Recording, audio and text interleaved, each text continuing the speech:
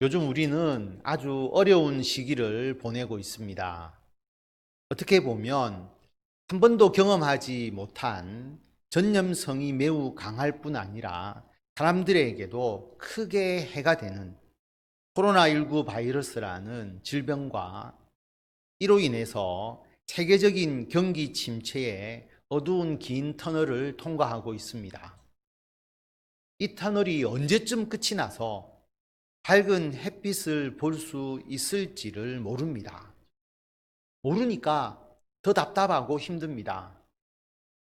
뿐만 아니라 코로나 바이러스로 인해서 모여서 예배를 제대로 드릴 수 없고 교제할 수도 없고 제대로 복음 전파 사역을 할 수 없는 영적으로 힘든 시기를 보내고 있습니다. 핍박으로 인해서 예배를 드리지 못하면 맞서서 싸우면 되는데 코로나 바이러스로 인해서 감염 위험 때문에 성도들에게도 이웃들에게도 위험이 될 수 있는 상황이니까 우리 모두가 모이고 교제하고 찬송하며 예배하는데 조심하고 배려하면서 이 어려움을 견뎌내고 있습니다. 최근에 WHO 세계보건기구가 진행한 설문조사에 의하면 의료 종사자 4명 중 1명이 코로나 확산 이후에 우울증과 불안감에 시달리고 있고 3명 중 1명은 불면증을 겪는 것으로 나타났습니다. 코로나 사태가 8개월째로 접어들면서 의료진뿐만 아니라 우리 사회에 정신 건강에도 적신호가 켜졌습니다. 우울증이 증가하고 있는 통계가 나왔습니다. 뿐만 아니라 코로나의 빠른 종식에 대한 희망이 사라지고 방역 조치로 인해서 일상생활과 경제생활에 제약이 강화되면서 그동안 억눌려 왔던 우울과 불안 감정이 이제는 분노로 폭발하고 있다고 합니다. 코로나로 인한 건강 악화뿐만 아니라 실직이나 폐업 등으로 인한 심리적 고통에 빠지면서 코로나 블루, 우울증에 이어서 코로나 레드, 화병을 호소하는 사람들이 급증하고 있다고 합니다. 코로나 초기에는 일종의 공포감, 불안감, 우울감의 감정이 우리 사회를 지배했다면 지금은 언제까지 이럴 거지? 라는 생각에 분노의 감정이 더 커지는 중이라고 합니다. 분노로 인한 사회적 일탈 행위가 증가할 우려가 커지고 있습니다. 오늘 말씀에 소아시아 7교회 중에 하나인 빌라델비아 교회도 큰 환난과 위협을 겪고 있었습니다. 첫째는 경제적인 어려움입니다. 빌라델비아 지역은 로마로 가는 주요 교통로에 위치해 있었기 때문에 상업이 번성하고 땅도 비옥해서 특히 포도 농사가 잘 되는 지역이었습니다. 17년, 지금 2020년이니까 17년을 말합니다. 17년에 인근의 4대 지역에 지진이 일어났고 그 지진의 여파가 빌라델비아 지역까지 미쳤습니다. 그런데 지진으로 말미암아 도시의 건물들이 무너지고 더 이상 건물이 안전하지 않게 되니까 열악한 환경 때문에 많은 사람이 빌라델비아 지역을 떠났습니다. 사람이 떠나는 도시는 상업 기능이 쇠퇴하고 경제적인 고통을 겪게 됩니다. 그런 열악한 빌라델비아 지역에 남아있는 예수님을 믿는 성도들은 그러한 경제적인 어려움을 이겨내어야 했습니다. 둘째는 이방 종교의 위협입니다. 황제 티베리우스가 지진으로 파괴된 빌라델비아 지역을 재건하면서 황제의 숭배와 이방 종교가 더욱 확산되었습니다. 빌라델비아 지역의 수호신은 술의 신인 디오니수스입니다. 여러분 이해가 되시죠? 포도 농사를 많이 하는 지역이니까 포도주가 많이 생산이 되잖아요. 그러니까 술의 신이 그 지역의 수호신입니다. 그래서 신전과 이교도 축제와 종교 행위가 번창했습니다. 로마의 정치 군사적인 영향력과 결합된 이방 종교가 지배하는 그곳에서 예수 그리스도를 믿는다는 것이 얼마나 어려운 일이겠습니까? 셋째는 유대인들의 위협입니다. 유대인들이 예수님을 믿는 사람들을 끝까지 집요하게 괴롭혔습니다.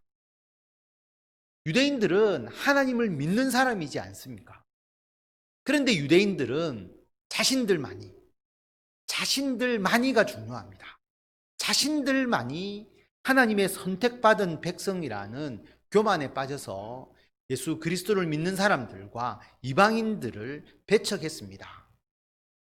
자기들만이 하나님을 가장 잘 믿는다고 생각했기 때문에 하나님의 아들 예수님을 인정하려고 하지 않았습니다. 예수님을 믿지 않고 끝까지 예수님을 부인했습니다. 유대인들이 예수님을 십자가에 못 박아 죽였습니다. 그리고 회개하지 않고 그 후로도 예수님을 믿는 제자들과 교회를 핍박했습니다. 그러니까 예수님께서는 그 유대인의 무리들을 어떻게 칭하셨습니까?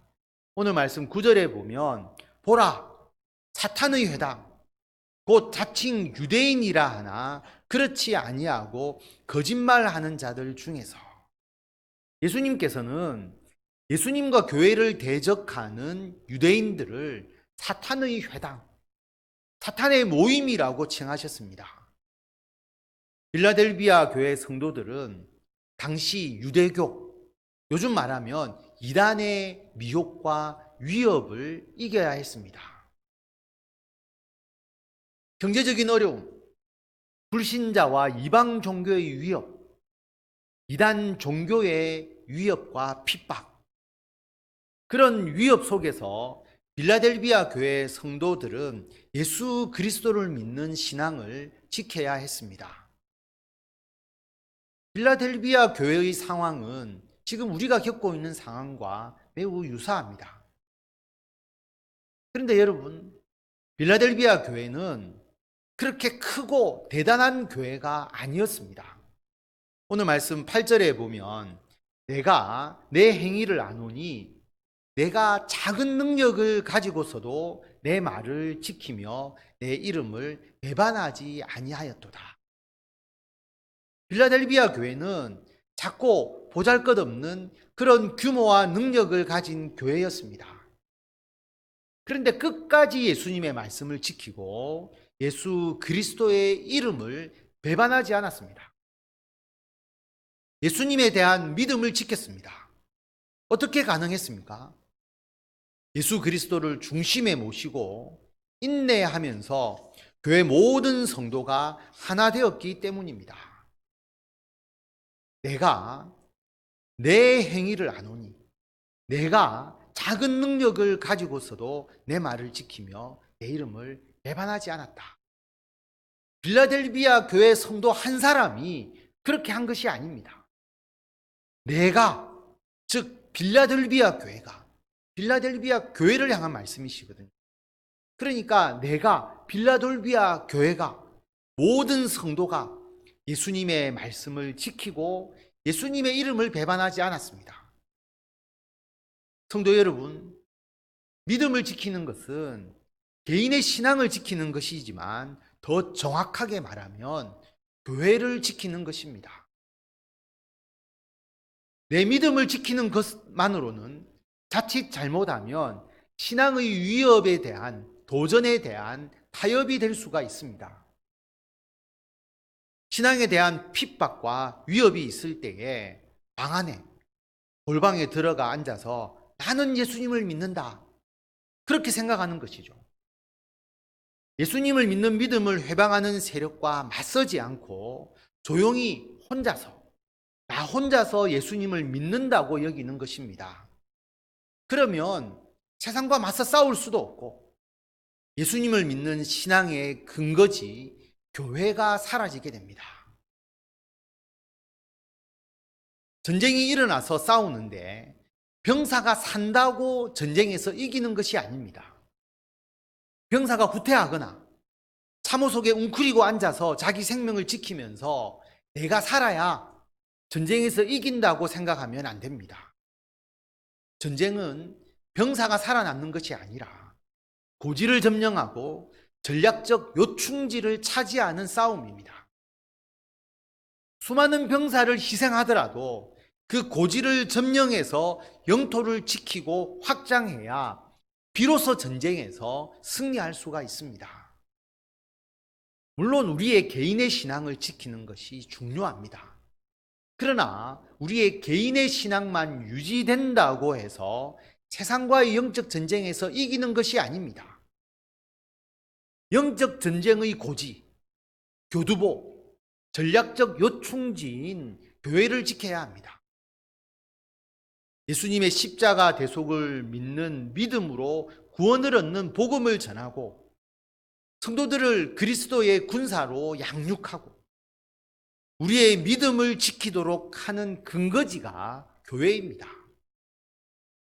내 신앙은 지켰는데 교회가 사라지면 영적 전쟁에서 패배한 것입니다. 교회를 지키고 교회가 세워지고 교회가 확장되고 교회가 힘이 있어야 우리 신앙도 살게 되고 다른 사람의 신앙도 살리게 됩니다.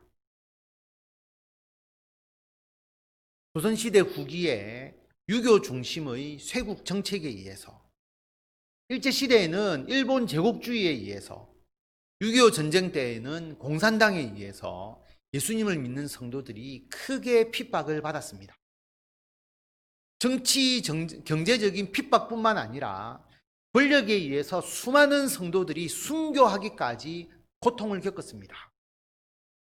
그런데 그때 성도들은 자기 신앙을 지키는 것뿐만 아니라 그들의 생명을 바쳐서 교회를 지켰습니다. 일제시대 때 신사참배에 반대해서 순교하신 주기철 목사님을 우리가 잘 알고 있습니다. 제가 여러 번 주기철 목사님의 예화를 설교했습니다. 그런데 여러분, 주기철 목사님이 지키신 것은 자기 신앙이 아니라 산정현 교회였습니다. 그리고 주기철 목사님께서 그렇게 믿음을 지키시고 이겨낼 수 있었던 것은 혼자만의 힘이 아니었습니다. 주기철 목사님께서 감옥에 계시는 7년 동안 끝까지 옥중투쟁을 할 수 있었던 것은 목사님 사모님의 내조와 심우하시던 산정현 교회 당회와 재직들과 성도들의 뒷받침이 있었기 때문입니다. 비록 그분들은 감옥에 갇히지 않았지만 그들이 교회를 지켰기 때문에 목사님의 옥중투쟁이 의미가 있게 된 것입니다. 주기철 목사님께서 감옥에 갇혀 있는 7년 동안 목사님 가정이 13번을 이사했습니다.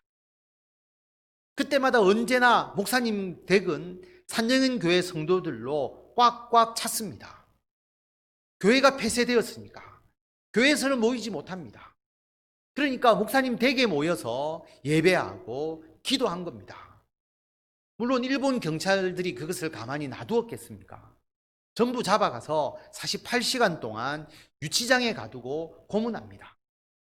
그리고 48시간이 지나게 되면 여자는 남편이나 아들을 불러서 다시는 주기철 목사님 집에 가지 않도록 하겠다라는 각서를 쓰게 하여서 풀어주었습니다. 그러면 안 모였을까요? 또 모여서 예배하고 기도했습니다. 주기철 목사님께서는 신사참배를 거부했다는 이유로 일본에 의해서 산정현 교회 담임 목사직에서 파면되고 옥에 갇혔습니다. 파면되었으니까 사례비가 끊어져야 하잖아요.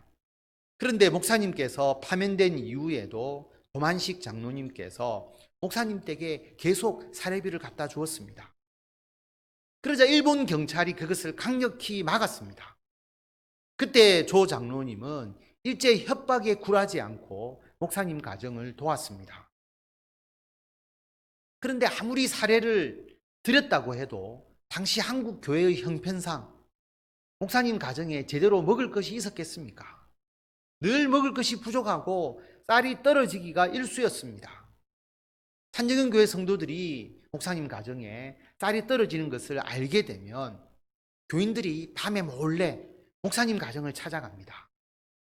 목사님 댁에 들어갔다가는 일본 경찰에 들키면 혼이 나니까 통행금지 시간이 지나면 몰래 목사님 댁을 그냥 지나가는 것처럼 하다가 담장 너머로 주머니를 던집니다. 콩이나 조나 팥과 같은 곡식이 담긴 작은 주머니죠. 그래서 아침에 목사님 가정에서 가족들이 일어나 보면 마당에 어떤 때는 하루에 2개, 어떤 때는 하루에 서너 개씩 곡식 주머니가 던져져 있는 겁니다.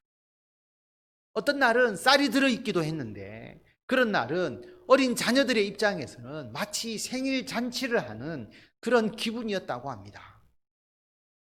그렇게 들어온 곡식을 가지고 목사님 사모님은 죽을 쑤어서 어린 자녀들 앞에 놓으면서 늘 하나님께 감사 기도를 드렸습니다. 이것을 간증하신 분이 주기철 목사님의 사남 주강조 장로님이신데 사실 그 죽도 한 번도 배불리 먹어본 적이 없다고 합니다. 그러나 그렇게 적은 죽 한 그릇을 앞에 두고 목사님 사모님은 자녀들에게 이렇게 말씀하시면서 교육을 시키셨습니다. 이스라엘 백성들이 430년 동안 애굽에서 노예 생활을 하고 하나님께서 출애굽시키셔서 가나안 땅에 들어가기 위해서 40년 동안 광야에서 생활하면서 만나를 먹었는데 바로 너희들 앞에 있는 죽 한 그릇이 하나님께서 하늘에서 내리신 만나다. 여러분 7년 동안 예배당이 폐쇄되어서 예배가 없었습니다. 목사님은 감옥에 들어가 계셨습니다. 그럼 성도들은 뿔뿔이 흩어져서 흔적 없이 사라지는 것이 정상적이지 않겠습니까? 그러나 그 가운데서도 산정현 교회 성도들의 믿음의 횃불은 사시사철 불타고 있었습니다. 성도들이 목사님의 가정만 돌보고 지켰겠습니까? 모든 성도들이 서로를 지키고 돌보아 주었습니다. 교회 성도가 하나 되어서 목사님이 없는 상황에서도 교회를 지켰습니다. 건물은 폐쇄되었기 때문에 건물을 지킨 것이 아닙니다. 성도들과의 관계로 이루어지는 교회 공동체, 성도들의 거룩한 모임으로서의 교회, 성도들로 이루어지는 그 교회를 유지하였기 때문에 그 어렵고 힘든 핍박과 환난을 이겨내고 모두가 믿음을 지키고 이길 수 있었습니다. 그래서 일제의 핍박에도 불구하고 최후에는 교회가 승리하였음을 만천하에 선언할 수 있었습니다. 교회가 살아남았기 때문입니다. 여러분, 지금 우리는 일제시대와 같은 육체적인 핍박과 위협은 받지 않습니다. 그러나 코로나의 위협을 받습니다. 교회 건물에서 예배 드리는 것이 또 식사 교제가 또 성경 공부하는 것, 성도들 간의 모임과 교제, 전도를 제대로 충분히 하지 못하고 있습니다. 일부 교회 때문에 교회에 대한 비난은 더욱더 거세어지고 교회에 대한 불신도 커지고 있습니다. 예수님을 믿지 않는 사람들과 세상의 세력은 반면에 더욱더 강해지고 있습니다. 믿지 않는 가정에서 또 비신앙적인 직장 생활에서 신앙의 갈등이 더욱더 커지고 있을 것이고 여러분도 더 많이 그 갈등을 겪고 계실 것입니다. 믿음을 지키고 하나님의 말씀을 따라서 살아가는 것, 어려움을 느끼실 것입니다. 여러분, 이럴수록 여러분이 교회를 지키셔야 합니다. 교회 건물을 지키는 것이 아닙니다. 우리 교회 성도들을 돌아보고 성도들과의 영적 교제를 함께 하고 교회의 예배와 모임이 끊어지지 않도록 하셔야 합니다. 영상을 활용하든 전화를 하든 카톡과 문자를 하든 직접 찾아가든 우리 모두가 더욱더 성도들을 돌아보고 교회가 역할을 제대로 하도록 해야 합니다. 성도들의 거룩한 모임으로서의 교회가 유지되어야 이 영적 전쟁에서 승리할 수가 있습니다. 해운대 소정교회를 지키고 유지하는 것이 우리의 사명입니다. 목사가 교회를 지키는 것이 아닙니다. 여러분이 교회를 지키고 성도들이 함께 협력해서 교회를 이루고 계속 교회를 유지해 나가야 합니다. 교회는 예수님을 머리로 하고 성도들을 지체로 하는 거룩한 공동체입니다. 제일 중요한 것이 예배를 지켜야 하고 기도회에 함께 하셔야 합니다. 성경 공부 모임, 성도들 간의 교제에 최선을 다하여 여러분이 함께 참여하는 것이 교회를 지키는데 가장 중요합니다. 이것이 없으면 교회가 사라지는 것입니다. 영상으로든 교회 건물 안에서든 어디서든 우리가 모이지 않으면 교회는 사라집니다. 아무리 신앙이 좋은 성도들이 있다고 해도 모임이 사라지면 교회는 사라집니다. 예배당에서 우리가 교회에서 예배를 드릴 때에도 예배를 구경하시는 분이 있을 수 있죠. 물론 구경하러 오신 것은 아니지만 자세가 예배를 구경하는 듯이 와서 예배 드릴 수가 있습니다. 성도들 간에 교제가 없으면 예배를 그냥 구경하는 것과 같죠. 영상도 마찬가지입니다. 영상 예배를 참여하시면서 그냥 영상 예배를 구경할 수 있습니다. 시청만 하는 것일 수가 있죠. 그러면 영상으로 예배를 드릴 때에 어떻게 이것을 모임으로 만들 수가 있을까요? 여러분 한번 생각해 보십시오. 영상을 시청하는 것이 아니라 내가 예배에 참여하고 그 예배가 거룩한 모임이 되도록 하는 방법. 영상 예배를 드린 후에 댓글을 다는 겁니다. 댓글이 모이면 모임이 됩니다. 서로 교제하게 되는 것이죠. 그래서 여러분 오늘 영상 예배를 드리시는 분들 그리고 여러분이 영상 예배에 참여할 때는 반드시 끝나고 난 뒤에 여러분 댓글을 다셔야 됩니다. 그래서 댓글로 서로 교제가 이루어져야 영상 예배를 드릴 뿐만 아니라 그것이 거룩한 모임이 됩니다. 줌은 서로 대면으로 성경 공부하고 교제하게 되니까 이것은 모임입니다. 여러분 모두가 줌으로 오후 예배 그리고 화요 성경 공부 구역 예배에 들어오셔서 참여하셔야 합니다. 목사가 교회의 거룩한 모임을 지키는 것이 아닙니다. 여러분이 교회의 거룩한 모임을 지키셔야 합니다. 교회를 지키는 일이 쉽지 않습니다. 잠깐만 하는 일이라면 누구나 할 수 있습니다. 그런데 교회를 지키는 일은 매우 오래오래 걸리는 일입니다. 한평생 우리가 해야 할 일입니다. 2000년 동안 계속되어 온 일입니다. 핍박과 박해가 잠시만 있으면 누구나 교회를 지킬 수 있습니다. 그러나 핍박과 박해, 교회에 대한 불신, 예수님 믿는 것에 대한 직장과 가정에서의 불이익, 무신론 등 세상의 거센 압력, 도덕적인 타락과 유혹, 교회에 대한 도전은 앞으로 더 심해졌으면 심해졌지 절대로 줄어들지는 않습니다. 코로나 상황이 일시적이면 아무 문제가 없죠. 그러나 이것이 장기화되니까 불안감에 더해져서 분노가 더욱더 강해지는 것처럼 장기간의 코로나19 상황, 장기간의 경제적 침체를 우리가 인내하면서 견뎌낼 힘이 필요합니다. 마찬가지로 우리 신앙에 있어서도 어떤 위기와 위협에 대해서도 교회를 지켜낼 수 있는 인내하며 견디는 힘이 필요합니다.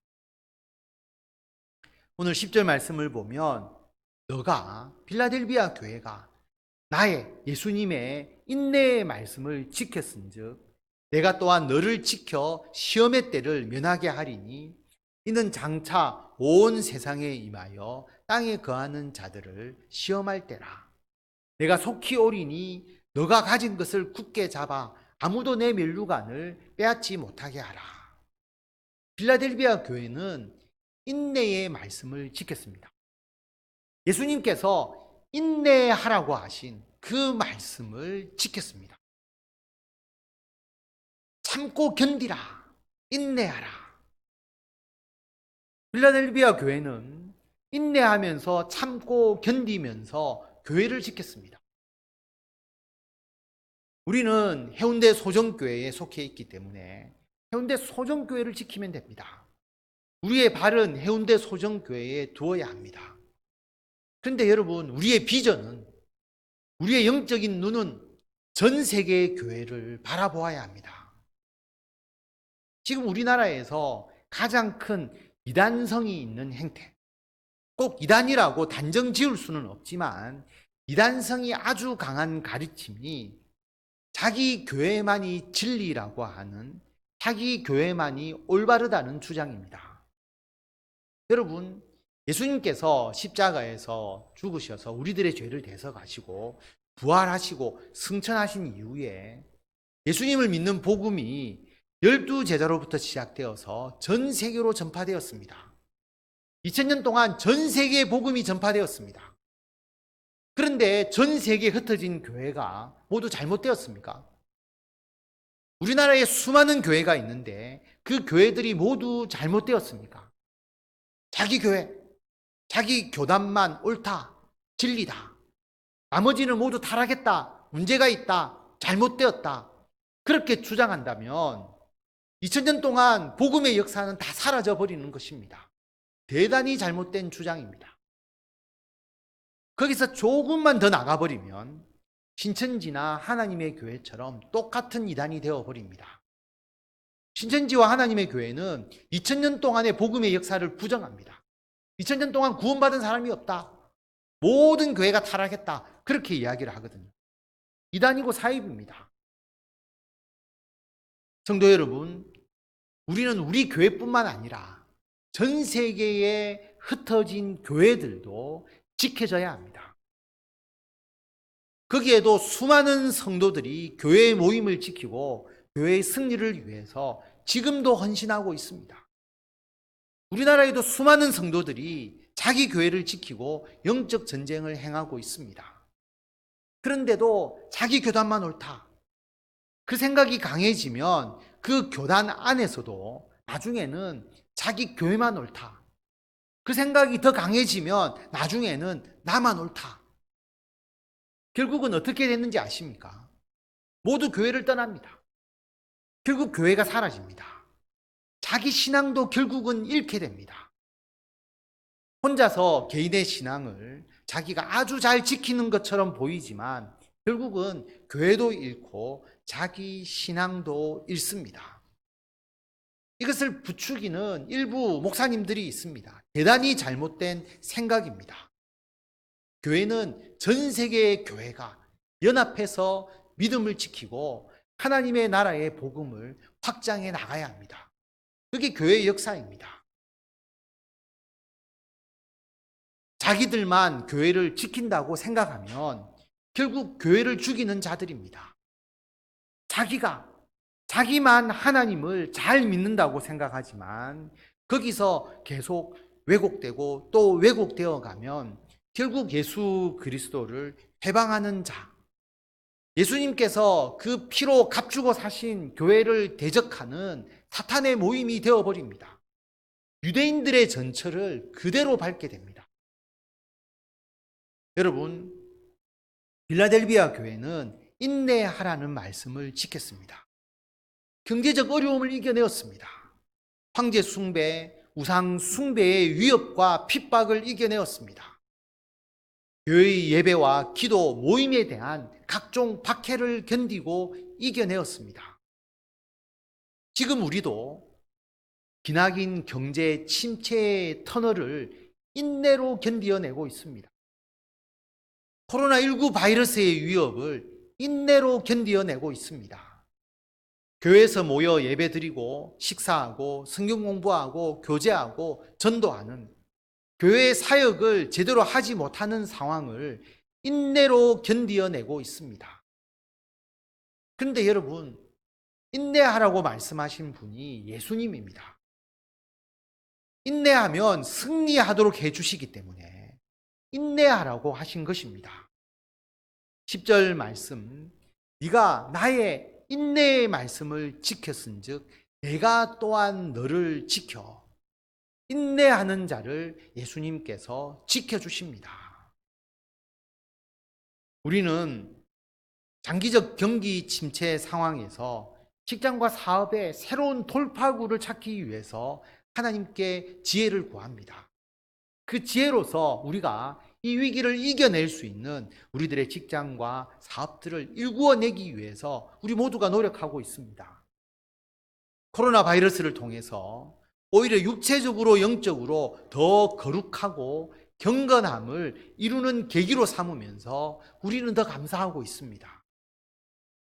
교회에 대한 불신과 비난을 오히려 교회의 본질을 회복하고 교회를 더 거룩한 공동체로 회복하는 계기로 삼고 있습니다.